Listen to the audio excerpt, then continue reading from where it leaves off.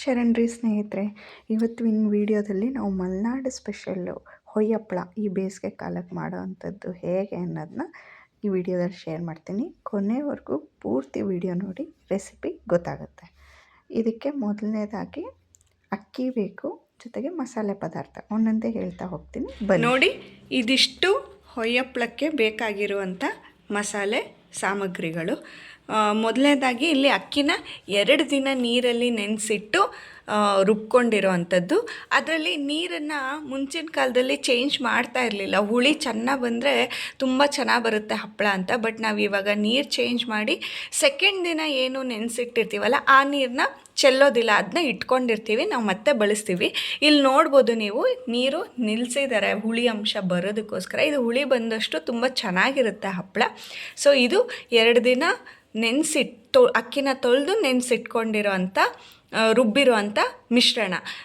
ಇದು ರೇಷನ್ ಅಕ್ಕಿನೇ ಇದರಲ್ಲಿ ಯೂಸ್ ಮಾಡಿರೋದು. ಸುಮಾರು 1 kg ಅಷ್ಟು ಅಕ್ಕಿನ ಇದನ್ನು ನೆನೆಸಿ ರುಬ್ಬಿ ಇಟ್ಕೊಂಡಿದ್ದಾರೆ. ನಂತರ ಇದು ರುಬ್ಬೋದಕ್ಕೆ ಇದಕ್ಕೆ ಮಸಾಲೆ, ಇದು ಪ್ಲೇನ್ ಹಿಟ್ಟು. ಇದಕ್ಕೆ ನಾವು ಮಸಾಲೆ ಏನೇನು ಹಾಕ್ತೀವಿ ಅಂದರೆ,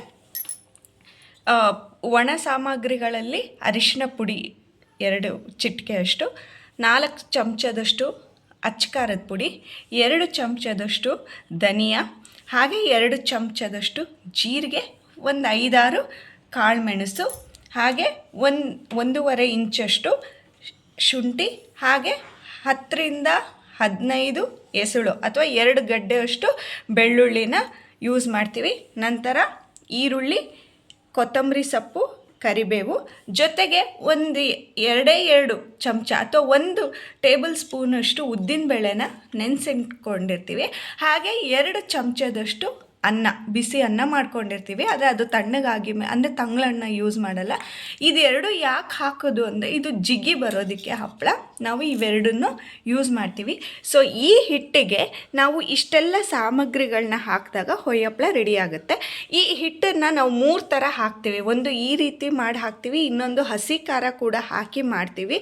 ಸೊ ಬೇಸಿಕಲಿ ಹೊಯ್ ಹಪ್ಪಳ ಅಂದರೆ ನಾವು ಇಷ್ಟು ಸಾಮಾನನ್ನ ಯೂಸ್ ಮಾಡಿ ಹೊಯ್ ಹಪ್ಪಳನ ರೆಡಿ ಮಾಡ್ಕೊಳ್ತೀವಿ.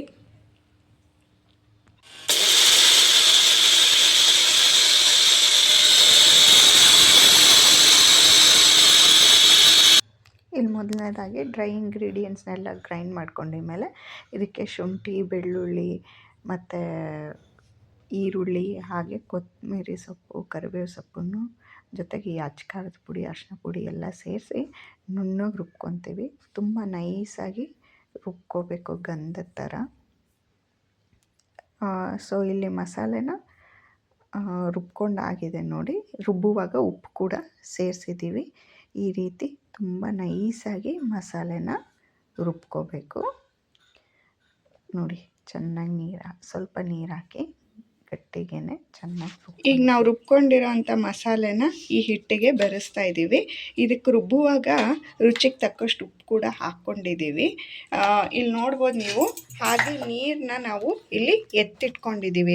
ಆಮೇಲೆ ಮಾಡುವಾಗ ಸ್ವಲ್ಪ ಏನಾದರೂ ದಪ್ಪ ಆದರೆ ಹಿಟ್ಟು ಬೆರೆಸ್ಕೊಂಡು, ಇದಕ್ಕೆ ಬೇರೆ ಪ್ಲೇನ್ ವಾಟರ್ ಯೂಸ್ ಮಾಡಲ್ಲ. ಈ ಮಿಕ್ಕಿರೋ ಅಂಥ ನೀರನ್ನೇ ನಾವು ಯೂಸ್ ಮಾಡ್ಕೊಂಡು ಕನ್ಸಿಸ್ಟೆನ್ಸಿನ ಅಡ್ಜಸ್ಟ್ ಮಾಡ್ಕೊಳ್ತೀವಿ.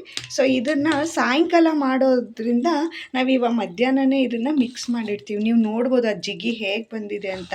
ನೀವು 2-3 ದಿನ ಫರ್ಮೆಂಟ್ ಮಾಡಿ ಮಾಡೋದ್ರಿಂದ ಈ ರೀತಿ ಜಿಗಿ ಬರುತ್ತೆ. ನೀವು ಕಲಿಸುವಾಗೇ ಅದರ ಡಿಫ್ರೆನ್ಸ್ ನಿಮಗೆ ಕಾಣಿಸ್ತಾ ಇದೆ ಅಂತ ಅಂದ್ಕೊಳ್ತೀನಿ. ಸೊ ಇದು ತಿನ್ನೋದಕ್ಕೆ ಎಷ್ಟು ಟೇಸ್ಟಿನೋ, ಮಾಡೋದಕ್ಕೂ ಕೂಡ ಸ್ವಲ್ಪ ಅಷ್ಟೇ ರಿಸ್ಕ್ ಅನಿಸುತ್ತೆ. ಬಟ್ ತಿನ್ನೋಕ್ಕೆ ಮಾತ್ರ the taste will be very ultimate. So ನೀವು ಎಲ್ಲ ಮನೇಲಿ ಒಮ್ಮೆ ಟ್ರೈ ಮಾಡಿ, ಕಮೆಂಟ್ ಮಾಡಿ ಹೇಗಿತ್ತು ಅಂತ ಹೇಳಿ.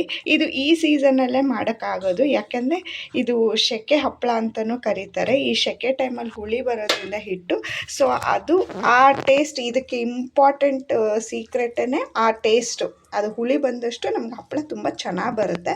ಸೊ ನೀವು ಬೇರೆ ಸೀಸನಲ್ಲಿ ಮಳೆಗಾಲದಲ್ಲಿ ಅಥವಾ ಸ್ಪ್ರಿಂಗ್ ಸೀಸನಲ್ಲಿ ಇದನ್ನು ಮಾಡೋಕ್ಕಾಗಲ್ಲ. ಈ ಬೇಸಿಗೆ ಕಾಲದಲ್ಲೇ ಈ ಹಪ್ಪಳನ ಮಾಡಬೇಕು. ಸೊ ನೀವು ನೋಡ್ಬೋದು, ಇದನ್ನು ಇವಾಗಲೇ ಕಲಸಿ ಅಂದರೆ ಸಾಯಂಕಾಲ ಒಂದು 4 o'clock 5 o'clock ಹಾಗೆ ಮಾಡೋದು. ಅಂದರೆ ಈಗ ಸಮಯ 1 ಗಂಟೆ ಆಗಿದೆ. ಸೊ 1 ಗಂಟೆಯಲ್ಲೇ ನಾವು ಕಲಸಿರ್ತೀವಿ. ಸೊ ಇದು ನಾವು ಸಾಯಂಕಾಲ ಮಾಡೋದ್ರಿಂದ ಮಧ್ಯಾಹ್ನನೇ, ಯಾಕಂದರೆ ಮಸಾಲೆ ಎಲ್ಲ ಅದಕ್ಕೆ ಹೊಂದ್ಕೋಬೇಕು ಅನ್ನೋದಕ್ಕೋಸ್ಕರ. ಹಿಟ್ಟು ಕೂಡ ಮಸಾಲೆಯಲ್ಲಿ ನೆನೆದ್ರೆ ತುಂಬ ರುಚಿಯಾಗಿ ಬರುತ್ತೆ ಅನ್ನೋದಕ್ಕೋಸ್ಕರ. ನೀವು ಹಾಗೆ ಕಲಸಿ ಹಾಗೆ ಮಾಡ್ತೀನಿ ಅಂದರೆ ಅದು ಟೇಸ್ಟ್ ಬರೋಲ್ಲ. ಸೊ ಅಷ್ಟು ಟೈಮ್ ಬೇಕಾಗುತ್ತೆ ಅದು ಹೊಂದ್ಕೊಳ್ಳೋದಕ್ಕೆ. ಇದು ಕಲಿಸ್ತಾ ಇದ್ರೇ ಅದರ ಅರೋಮಾ ಬರ್ತಾ ಇದೆ, ತುಂಬ ಚೆನ್ನಾಗಿದೆ.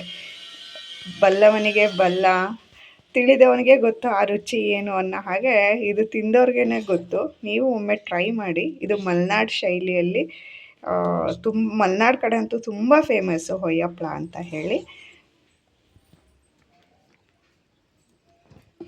ಸೊ ಇವಾಗ ಹೊಯ್ಯ ಹಪ್ಪಳನ ಈ ರೀತಿ ತಟ್ಟೆಗೆ, ಇದಕ್ಕೇನು ಎಣ್ಣೆ ಹಚ್ಕೊಳ್ಳೋ ಅವಶ್ಯಕತೆ ಇಲ್ಲ, ಸ್ವಲ್ಪನೇ ಸ್ವಲ್ಪ ಹಾಕಿ ಇದನ್ನು ಸ್ಪ್ರೆಡ್ ಮಾಡಬೇಕಾಗತ್ತೆ. ಸೊ ಪ್ರತಿಯೊಂದು ನಾನು ಇಲ್ಲಿ ತಟ್ಟೆ ಇಡ್ಲಿ ಸ್ಟ್ಯಾಂಡಿನ ಪ್ಲೇಟ್ಸ್ನ ಯೂಸ್ ಮಾಡ್ತಾಯಿದ್ದೀನಿ. ಇದು ಒಂದ್ರ ಮೇಲೆ ಒಂದು ಸ್ಟ್ಯಾಕ್ ಮಾಡಿ ಮಾಡೋದಕ್ಕಿಂತ ಸಿಂಗಲಾಗಿ ಮಾಡೋದು ತುಂಬ ಟೇಸ್ಟಿ ಮತ್ತು ಅದರದ್ದೇ ಟೆಕ್ಸ್ಚರು ಬೇರೆ ಬರುತ್ತೆ. ಬಟ್ ತಿನ್ನೋದಕ್ಕಲ್ವಾ ಅಂತ ಇದ್ರಲ್ಲಿ ಮಾಡಿದ್ವಿ. ಸೊ ಇದನ್ನು 2 ಥರ ಸ್ಟೀಮ್ ಮಾಡ್ಬೋದು. ಸೊ ಇದು ಒಂದೇ ಮೆಥಡು. ಇನ್ನೊಂದು ಮೆಥಡ್ ಕೂಡ ತೋರಿಸ್ತೀನಿ. ಸೊ ಇದನ್ನ ಈ ರೀತಿ ಸ್ಟ್ಯಾಕ್ ಮಾಡಿ ಬಾಕ್ಸಲ್ಲಿಟ್ಟು ಬೇಯಿಸ್ತೀವಿ. ಸೊ ತುಂಬಾ ಚೆನ್ನಾಗಿರುತ್ತೆ.